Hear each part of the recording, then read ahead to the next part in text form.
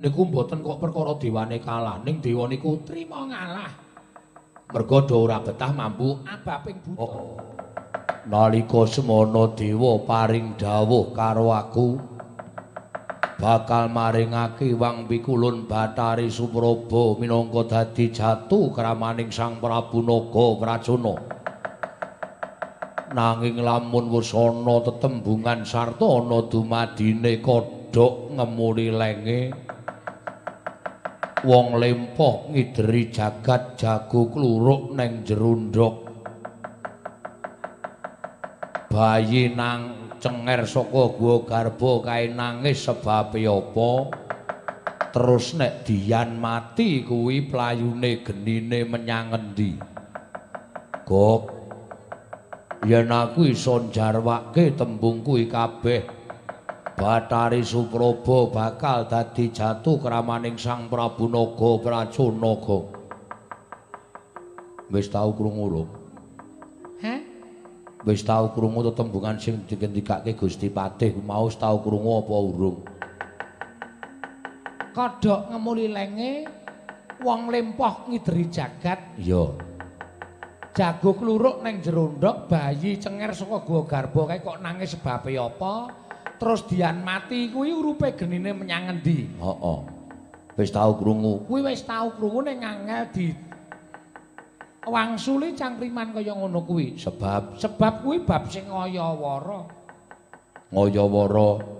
Ora ana kok jenenge jago kok kluruk ning jerondhok wong dingerteni wedok ro lanange wae urung ngerti. Kok kon kluruk ning jerondhok. Bayi nangis saka guwa garba kuwi ya ana panguwasaning sing gawe jagat. Terus wong lempoh ngideri jagat. Nek saiki wis ana kelakone wong lempoh ngideri jagat mergo wis akeh tunggangan. Ning nek cara mbiyen ya urung ana kok. Lah iya. Kodhok ngemuli lenge kuwi ya urung ana. Yen ngono dewa apa ngapusi karo aku ya Gok mboten perkara dewa ngapusi karo sampeyan ning saking dene goblok sampeyan. Lho. Lah kok dadi aku sing mbok lokke kaya ngono lha nggih wong tembung niku ora bakal iso dicangkrim. Niku tembunge wong sing ora iso nampa napa sing mangkarepke. Mula sampeyan nuwun sewu wujude patih ning tumrap kula patih sing kurang pengalaman. Diapusi tembung kaya ngoten sampeyan pun trima. Monggo niku ora bakal ana kelakone. Ateges para dewa niku mboten iso nampa nek Bathari Supraba niku dadi jatu kramaning Prabu Nagaprajana. Mula nendharatur kula niki apike sampeyan kalih kula bali mawon matur kalih Sang Prabu Nagaprajana. Nek Bathari Supraba mboten ajeng turun wonten ing Madyapada. Matur karo Sinuwun Prabu Nagaprajana kon golek wong wedok lumrah kemawon. Ora usah widodari. Tur kula gagas kok ya ngangah-angah. Sebabe dewa nitahke tiyang wonten ing Martapada niku wis diponto-ponto anut karo jodhone dhewe-dhewe. Yen buta karo raseksi, yen pendhita karo endang, yen ratu karo putri, yen satriya niku ya karo putri ya kena, karo dewi ya kena. Ha kok buta kok gayuh widodari. Niku padha karo cecak nguntal setlika. Tangeh kelamone tepak wurunge ora bakal kelakon. Toga nun. Nek nganti dewa ora menehake Bathari Supraba kayangan tak obong. Lah niki masaya ora karu-karuan. Wong sampeyan tumitah wonten ing jagat niku sing nitahke para dewa. Kok papane dewa ajeng mangobong. Niku padha karo sampeyan niku titah sing laknat. Sok nek mati kecemplung swarga. Neraka. Dadi intiping neraka jahanam. Sampeyan pun buta. Jarwa dosake buta niku betah buteng aniaya marang sak padha-padha pakardine sak ngisoring dlamakan. Mula mboten muka nek sampeyan sesuk nek upama dadi sukma candak malaikat cemplungke teng neraka. Toga nun kabeh tak lakoni mergo aku mundi dawuh timbalaning Sang Prabu Nagaprajana yen nganti ora kasembadan Luwung baya tak entrengake patiku lan kowe ngerti dhewe, dewane wis do kalah. Tutup kori sila matangkep dewane do wedi karo aku kok kowe iso ngandhake nek aku bakale kalah karo dewa. Niku mboten kok perkara dewane kalah, ning dewa niku trima ngalah. Merga do ora betah mambu abaping buta. Sing seneng mangan daging mentah, mangan bathang niku para raseksa, gayangan niku nggone wong suci, gayangan niku nggone wong resik kok ketekan buta kaya sampeyan. Niku padha karo ketekan truk sampah.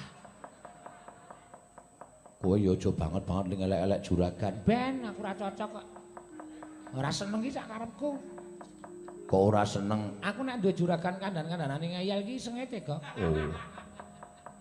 Sapa enggak guyu cekakan kaya ngono kuwi? Ketoke kok kaya ora seneng karo awake dhewe kok.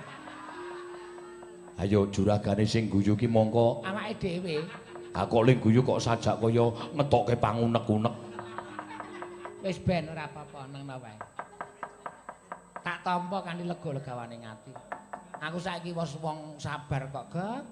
Atiku segara, ususku wis kali praga. Rempeloku alun-alun utara Yogyakarta. Ha iya. Mula aku dadi wong iki sing sabar. Ya bener ngono. Santai wae ora apa-apa. Niku wonten niku. Aku nek ndek juragan ngeyel iki sengit lho, Gek. Ha iya. Ora seneng. Ha iya. Dikandhani iki mbok manut wong sing wujude buta kok arep ngrabi widodari, nek tak pikir-pikir sing serakah ki ya menungsane ya, Gek. Lah iya. Nek ngono menungso niku napa ajeng kalah karo kewan. Sing kewan kuwi nganggo aturan kok, menungsone tanpa aturan. Ing atase yaksa kok nggayuh widodari. Lho, digagas. Buta kalih raseksi, kewan niku wedhus jodoke sapi. Ora gelem. Bebek dientukke banyak. Ora gelem. Ning menungsane sing sasar susur tumindake numbuk bentus.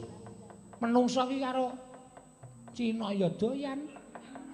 Karo Londo ya doyan. Kadang kala wong edane do didusi. Wambemu ora. Serakah kok menungso ki. Anggere ana wong do tuku sabun kesusu-susu mesti entuk wong edan. Ha iya. Kowe kaya isa-isane muni ngono. Tenan. Saya rada motok. Oh, balapan. Lah iya. Niku lho, Togok wonten dawuh. Kowe anggere matur karo aku sajake ngembe karo patih sekipu. Sak gedhagan iki tak etungi 3 kedheping paningal dewa ora mbukak kori sila matangkep. Ora menehi katerangan karo patih sekipu. Oh, gawake oncor tak obong kaiwangan. Nggih, nek kersane ngoten kula nderek mawon. Mula ketapno para wadya bala buta segelar papan berkasaan jim setan. Kabeh kudu ngepung wakul mbaya mangap kaiwangan Suralaya. Yen dewa ora ngeparengake tumruning Sang Hyang Bathari Supraba. Wah, sungsang bawana balik non ngestaken dawuh.